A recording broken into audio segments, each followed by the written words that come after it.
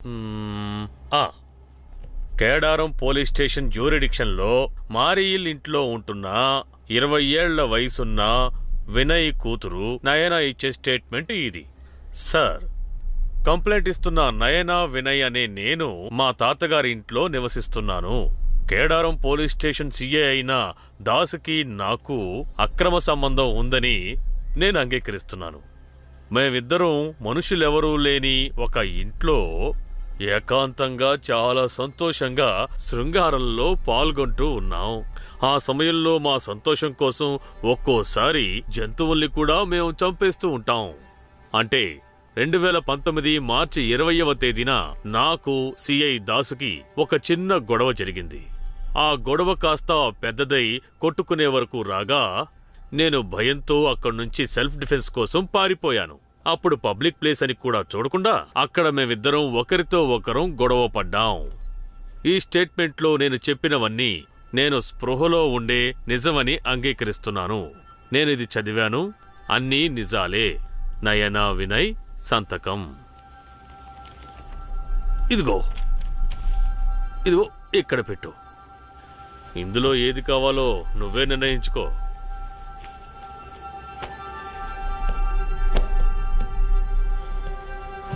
పెట్టమ్మా.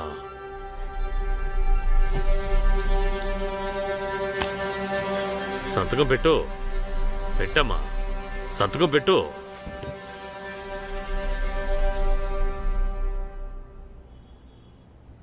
No, I won't.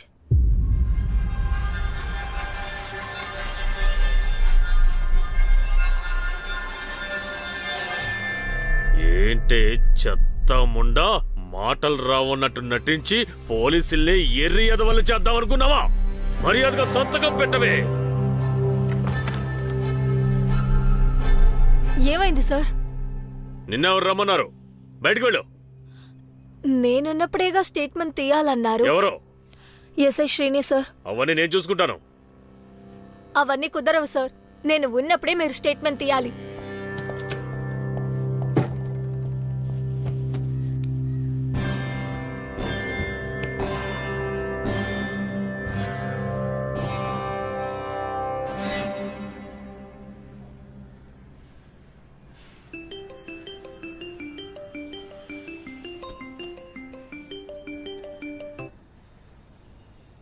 చెప్పండి Srinivas.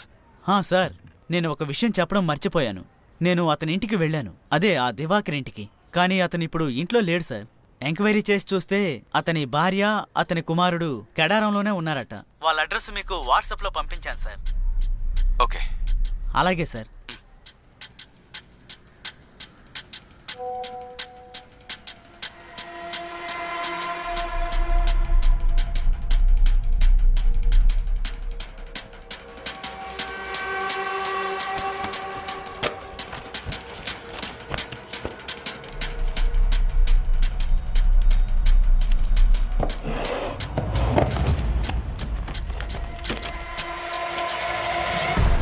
Hello sir. Srinivas, నన్ను ఈ హంతకుణ్ణి కనెక్ట్ చేసేది ఒకే ఒకటి, నా బుల్లెట్.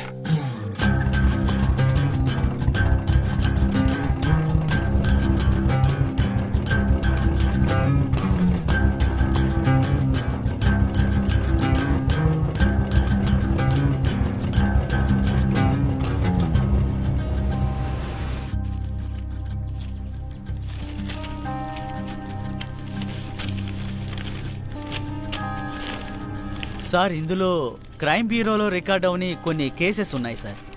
కరెక్ట్. 35 సంవత్సరాల్లో 11 మర్డర్స్. ఇందులో చనిపోయిన వారు ఎవరంటే KLA 347 రిజిస్టర్ అయిన 1984 మోడల్కి చెందిన బుల్లెట్ చేతులు మారిన వారే. సార్, ఫస్ట్ మర్డర్ జరిగింది 84లోనే కదా? తర్వాత జరిగింది 1991, ఇంకా 1999. అయితే వీటన్నిటికీ మధ్య టైం గ్యాప్ ఏంటి సార్? అది కొంతమంది ఓనర్ చనిపోయిన వెంటనే బండిని అమ్మరు. అంటే వాళ్ళ కుటుంబంలో ఉన్న ఎవరో ఒకరు, చుట్టాలో లేక ఫ్రెండ్స్ ఎవరో ఒకరు యూజ్ చేస్తుండొచ్చు. వాళ్ళకు కూడా ఇలాంటి అటెంప్ట్స్ కూడా జరుగుండొచ్చు. అంటే ఈ విధమైన యాక్సిడెంట్ కేసెస్ ఉన్నాయి కదా, అదేదో తెలియక జరిగిందని అలా వదిలేసి ఉండొచ్చు. So that explains gap between the murders. అలా చూస్తే ఇందులో నిజమైన టార్గెట్ ఎవరంటారు? శ్రీనివాస్ ఆ వ్యక్తి బండి ఓనర్నో లేక కొంతమంది వ్యక్తులను టార్గెట్ చేసుకోలేదు. ఆ వ్యక్తి టార్గెట్ చేసేది బుల్లెట్ని. అంటే 30 సంవత్సరాలుగా వాడు బుల్లెట్ని ఫాలో అవుతున్నాడు. మనం బుల్లెట్ కొన్నాం కదా, ఆ ఫ్యామిలీ వాళ్ళకి ఇలాంటి సంఘటన జరిగిందా? జరుగుండొచ్చు, వాళ్ళు మనతో చెప్పకపోవచ్చు. ఈ లిస్ట్ చూస్తే ఇదిగో ఈ లిస్ట్ ఉంది కదా, దివాకర్ అండ్ దీపిక వాళ్ళు Karthik father and sister. Karthik పుట్టినప్పుడు కార్తిక్ వాళ్ళమ్మ లత దివాకర్ విడిపోయారు. They were separated. కానీ లీగల్గా డివోర్స్ చేయనందువల్ల అతను చనిపోయినప్పుడు ఆస్తి మొత్తం కార్తిక్ వచ్చేసింది, దాంతోపాటు ఈ బుల్లెట్ కూడా.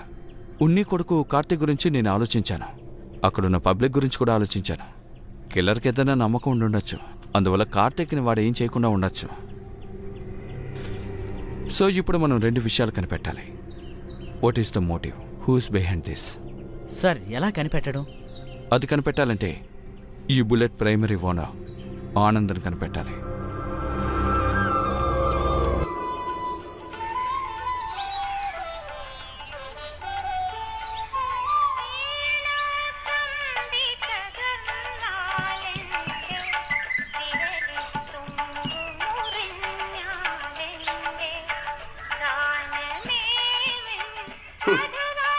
ఒక చిన్న కుర్రాడు నిన్ను పొడిచాడు, సిగ్గుగా లేదు? మీరు ఇలాగే మాట్లాడతారు. వాడు పిచ్చోళ్లాగే తిరుగుతుంటాడు. వాడు నన్ను చంపేటప్పుడు కూడా ఇలాగే పాట వింటూ ఉంటారు.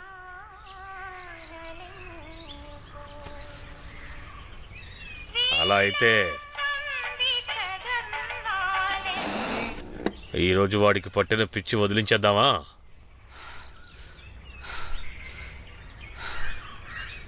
నువ్వు బయలుదేరు.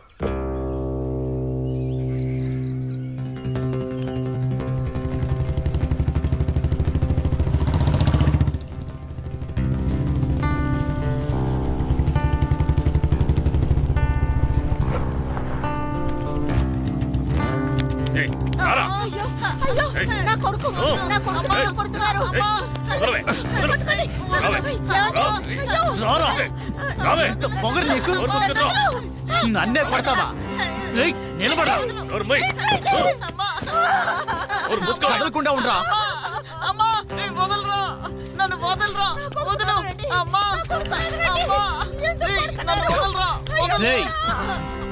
నోరు తెరవరా.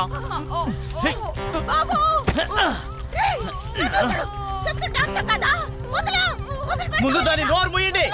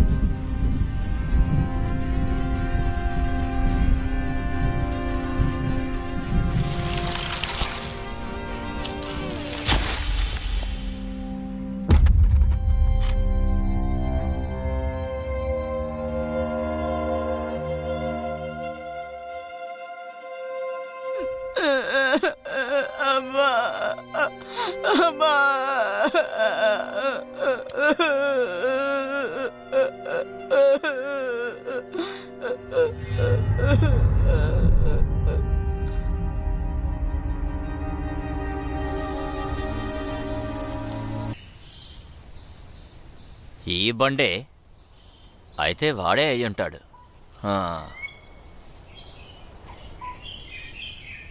మీరు ఆలోచిస్తున్నట్టు అనంతర్ని రాఘవని చంపింది వాడు కాదు.